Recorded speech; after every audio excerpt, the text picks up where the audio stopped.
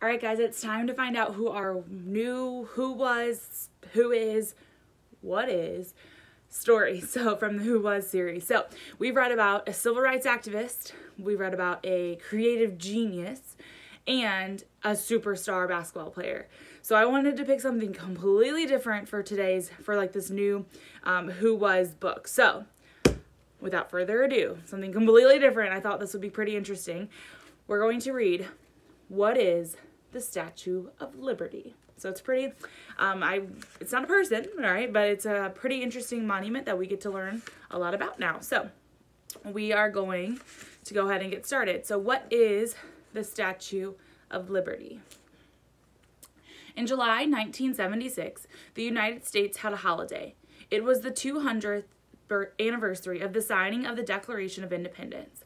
All over the country, towns and cities celebrated. In New York City, there were fireworks, parades, and patriotic speeches. Right in the middle of all of it stood that towering symbol of American freedom, the Statue of Liberty. The statue's real name is Liberty Enlightening the World, but it's often called Lady Liberty or the Statue of Liberty. The statue is huge, 151 feet and 1 inch tall. That's about as tall as the tower of 35 11-year-old kids stacked head to toe. So that'd be like our whole class stacked head to toe, and then some more from like Mrs. Minna's class to make the Statue of Liberty's height. Pretty crazy. Oh, and I have a little picture of all the little 11-year-olds stacked up. Oh, that's funny. It's made of copper and is mostly hollow, with a metal skeleton-like support structure inside and stairs so visitors can walk up to its crown. Today, about 4 million people visit the Statue of Liberty in Ellis Island every year. Like the American flag, the statue is shown on the Army posters and on postage stamps.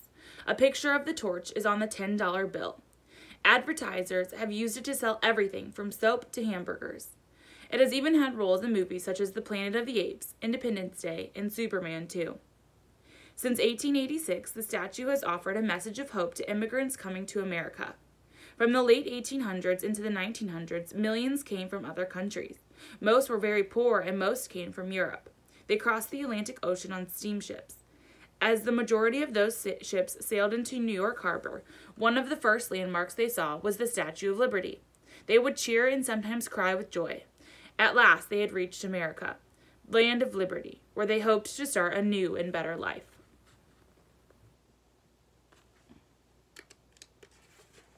During World War I and II, American soldiers from all over the U.S. were sent to New York City.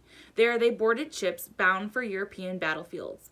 As they departed, they sailed past the statue. It inspired patriotic feelings in so many of them, and when the soldiers returned after the wars, the statue was there to welcome them home. Surprisingly, the Statue of Liberty was not the United States' idea. It was a gift from the people of France. A French professor first proposed the idea. A French sculptor designed the statue, and a French engineer designed its inner framework. Americans were not even sure they wanted the statue at first. Some were suspicious about the reasons behind the gift. They almost said no to France. All right, and that is where we'll stop, and we will read chapter 1 tomorrow. So a little bit fun, different read for us. So we'll get to learn some more interesting facts about the Statue of Liberty. See you tomorrow.